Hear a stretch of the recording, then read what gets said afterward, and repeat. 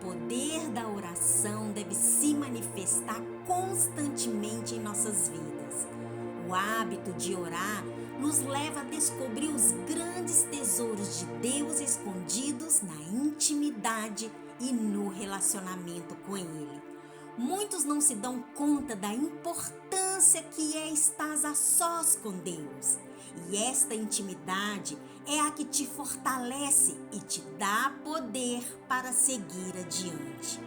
Em Mateus 6, Jesus nos dá um grande ensinamento, nos revela o que é a verdadeira oração, o que ela significa e a importância que ela tem na vida dos que buscam a Deus com humildade e sinceridade.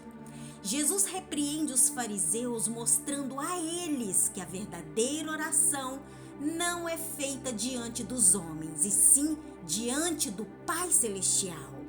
Mateus 6, versículo 5. Quando vocês orarem, não seja como os hipócritas, diz o Senhor. Eles gostam de ficar orando em pé nas sinagogas e nas esquinas, a fim de serem vistos pelos outros. Eu lhe asseguro que eles já receberam sua plena recompensa. Para todo princípio, se você é uma pessoa que crê em Cristo Jesus e em seus mandamentos, você deve saber que a oração é fundamental em sua vida. Se você não tem a oração, você não tem nada, porque é ela que te faz aproximar mais de Deus. É por meio dela que acercamos ao Pai. É por meio da oração que fortalecemos nossa fé. É através da oração que somos iluminados e guiados para colocar em prática a obra que Deus tem em nossas vidas. É por meio da oração que nos aliamos ao coração de Deus e nos enchemos de sua presença, para levarmos nossa cruz e cumprir fielmente cada um de seus mandamentos. A vida de um discípulo, digo discípulo, porque ser discípulo é ser íntimo de Cristo, é estar junto a Ele, aprendendo com Ele. A vida de um discípulo não pode ser separada de Deus e da oração. É por isso que Jesus, sendo maestro dos maestros, ensinou aos seus discípulos a importância da oração. Jesus inicia ensinando-lhes dois grandes princípios que devem ter sempre em conta. O primeiro que Jesus diz é que quando ore, não atuem como os hipócritas das sinagogas, porque estes hipócritas encantam que as pessoas os admirem como se fossem santos e com autoridade. A estes gostam de orar para mostrar aos demais uma vida de santidade que não existe.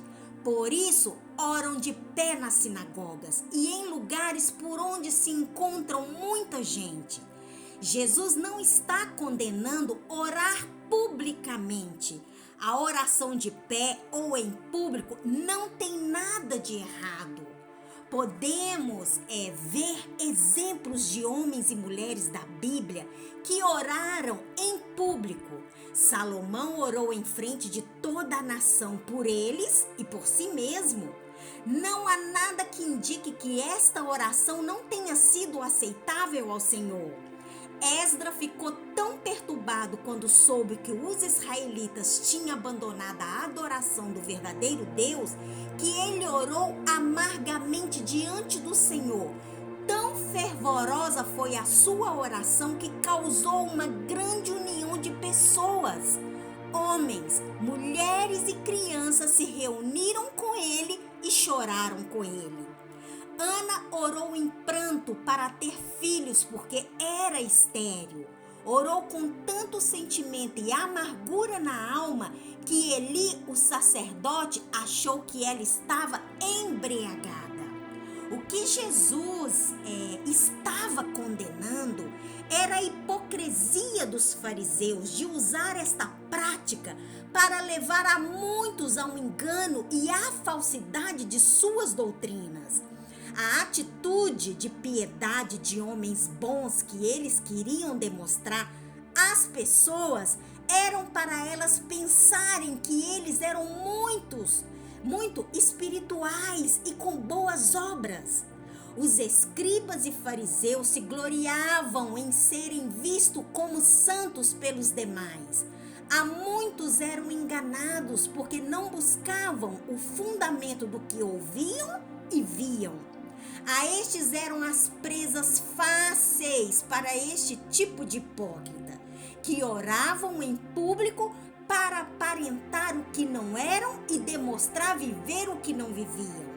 Estes hipócritas oravam não para serem escutados por Deus, mas para serem vistos pelos homens. Mas Jesus, conhecendo seus corações carnais, ensinou que o mais importante da oração não é impressionar aos homens, não é para serem vistos por eles e nem para buscar reconhecimentos. O mais importante da oração é estar diante de Deus a sós, com um coração humilde. Uma oração onde nosso coração se conecta com o coração de Deus. Esta é a importância desse primeiro princípio. O segundo princípio, o Senhor nos ensina que busquemos um lugar privado e secreto, onde somente Deus te veja. Ele nos dirige a este encontro pessoal e íntimo com Ele, porque isto nos ajuda a eliminar o desejo de atrair a atenção dos outros. Estar a sós com Deus nos ajuda a buscar o favor de Deus e não dos homens. Jesus nos dá este exemplo de estarmos a sós em oração e em secreto com o Pai, porque isto nos ajuda a sermos mais genuínos com Deus. Saber que somente Deus escuta minha oração e ver minha condição a orar é uma honra que a nós nos foi dado. Este privilégio de poder entrar neste Santo dos Santos, muitas das vezes manchados pelas circunstâncias da vida, nos traz paz e liberdade. Podemos achegar a Deus tal como somos, sem máscaras, com sinceridade. Orar em secreto dentro do nosso quarto, com a porta fechada, representa um ato de profunda intimidade entre Deus, o Criador, e nós, sua criação. A oração em secreto nos acerca a Deus Pai e nos convence do que está bem e do que está mal. Porque durante este tempo, nosso espírito se conecta ao Espírito de Deus e se torna um só com Ele. O orar a sós com Deus nos proporciona um lugar sem distração, sem ruídos, um lugar onde minha oração não é escutada pelos outros, e sim somente por Deus. Ao orar a sós com Deus, reconhecemos que Deus é o Alfa e o Ômega, é o princípio e o fim de todas as coisas. Estando a sós com Deus, podemos recordar que Ele é o Senhor dos senhores e que não tem limite. Orar e entrar em este estado íntimo com Deus nos recorda que Ele está presente no lugar mais pequeno e humilde do mundo.